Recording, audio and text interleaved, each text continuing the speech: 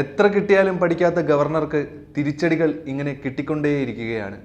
ഗവർണറെ കൊണ്ട് കേരള സർക്കാരിനും ഉന്നത വിദ്യാഭ്യാസ മന്ത്രിക്കും നിവൃത്തിയില്ലാതായിരിക്കുകയാണ്. ഒന്ന് ആലോചിച്ച് നോക്കണേ, ആരിഫ് മുഹമ്മദ് ഖാൻ എന്ന കേരളത്തിലെ ഗവർണർക്ക് AVBPയോട് കൂറ് പുലർത്തുന്നതിൽ ഒരു വിരുദ്ധ നിലപാടല്ലേ മുഴച്ചു നിൽക്കുന്നത്. മാത്രമല്ല, വിദ്യാർത്ഥികളെ വളരെ വിഭാഗീയത കലർന്ന രീതിയിലാണ് അദ്ദേഹം വീക്ഷിക്കുന്നത്. ശരിക്കും പറഞ്ഞാൽ ഗവർണർക്ക് വർഗീയതയും അദ്ദേഹത്തിൻ്റെ മുന്നിൽ ഓച്ചാനിച്ച് നിൽക്കുന്നവരോടൊക്കെയാണ് കൂടുതൽ മമത. അല്ലാതെ കഴിവും യോഗ്യതയുമുള്ള വിദ്യാർത്ഥികളെ അദ്ദേഹത്തിൻ്റെ ശ്രദ്ധയിൽ പോലും പെടുന്നില്ല എന്ന് തന്നെ വേണമെങ്കിൽ പറയാം. അതായത് അദ്ദേഹത്തിന് കൂടുതൽ മമത ABVP പ്രവർത്തകരോടാണെന്ന് സാരം. ABVP പ്രവർത്തകർ എങ്ങനെയാണോ സമൂഹത്തെ വേർതിരിച്ച് കാണുന്നത്, അതേ സെയിം വേവ് ലെങ്ത്തിൽ തന്നെയാണ് ഇവിടെ ഗവർണർ വിദ്യാർത്ഥികളെയും കാണുന്നത്. വിഭാഗീയത ഇവരുടെ പൊതു സ്വഭാവമായി തഴച്ചു വളർന്നു എന്ന് തന്നെ വേണമെങ്കിൽ പറയാം. ഈ ഒരു സമയം വരെയും നിയമലംഘനങ്ങൾ മാത്രമാണ് ഗവർണറുടെ കൂടപ്പിറപ്പായിട്ട് കൂടെ ഉണ്ടായിട്ടുള്ളത്. അധികാരത്തിൻ്റെ അഹങ്കാരത്തിൽ സ്വയം ബോധം നഷ്ടപ്പെട്ടിരിക്കുകയാണ് ഗവർണർക്ക്. സർവകലാശാല പ്രതിനിധികളെ കൂടെ കൂട്ടാതെ 6 ഇടങ്ങളിലാണ് സെർച്ച് കമ്മിറ്റികൾ രൂപീകരിച്ച് VC-മാരെ നിയമിക്കാൻ ഗവർണർ ഉത്തരവിട്ടത്. സർക്കാരിനെ തള്ളിയും വ്യക്തി താല്പര്യത്തിലുമാണ് സെനറ്റിലേക്ക് ABVP സംഘ അനുകൂല പ്രവർത്തകരെ ഗവർണർ കുത്തി നിറച്ചത്.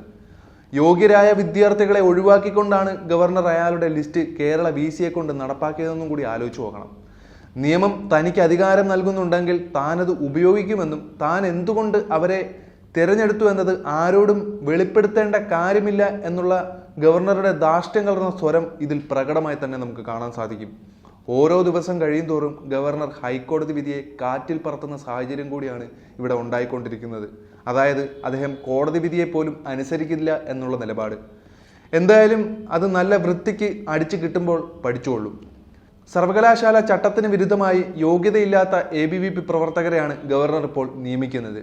ഇത് ചൂണ്ടിക്കാട്ടി മെയ് 22-ന് 4 പ്രതിനിധികളുടെ നിയമനം ഹൈക്കോടതി റദ്ദാക്കിയിരുന്നു. എന്നിട്ടും അതേ തെറ്റ് തന്നെയാണ് ആരിഫ് മുഹമ്മദ് ഖാൻ ആവർത്തിക്കുന്നത്. യോഗ്യതയുടെ അടിസ്ഥാനത്തിൽ നിയമിക്കണമെന്ന് ഹൈക്കോടതി നിർദ്ദേശം പിന്നെയും ഗവർണർ അനുസരിക്കാതിരിക്കുന്ന നയമാണ് ഇവിടെ സ്വീകരിക്കുന്നത്. ഏതാണ് പാർട്ടി എന്ന് നോക്കിയും വിദ്യാർത്ഥി സംഘടനകൾ അമ്പലവാസികളാണോ എന്ന് നോക്കിയുമാണ് ഗവർണർ ഇത്തരത്തിലുള്ള നീക്കങ്ങൾ നടത്തുന്നത്. ഇപ്പോഴിതാ കേരള സർവകലാശാല സെനറ്റിലെ ചാൻസലറുടെ നാമനിർദ്ദേശത്തിൽ വിശദീകരണം ആവശ്യപ്പെട്ടിരിക്കുകയാണ് ഹൈക്കോടതി.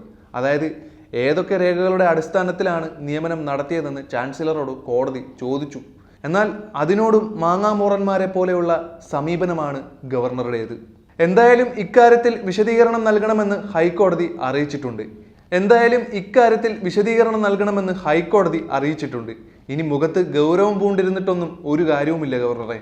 മുഖമിളകി താഴെ വീഴുന്നതിന് മുമ്പ് ഗവർണർ വിശദീകരണം കൊടുക്കുന്നതല്ലേ നല്ലത്.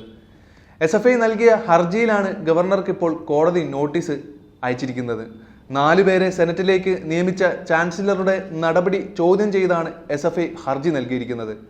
ഈ അധികാര മുതലെടുപ്പിനെതിരെ ഉടനടി നിയമ നടപടികൾ ഉണ്ടായെങ്കിൽ മാത്രമേ ഇതിനൊരു അന്ത്യവും ഉണ്ടാവുകയുള്ളൂ. കാര്യങ്ങൾ ആ രീതിയിൽ തന്നെ മുന്നോട്ട് പോയില്ലെങ്കിൽ ഗവർണർ ഇത് തന്നെ തുടർന്നുകൊണ്ടേയിരിക്കുമെന്നും വ്യക്തമാകുന്നുണ്ട്.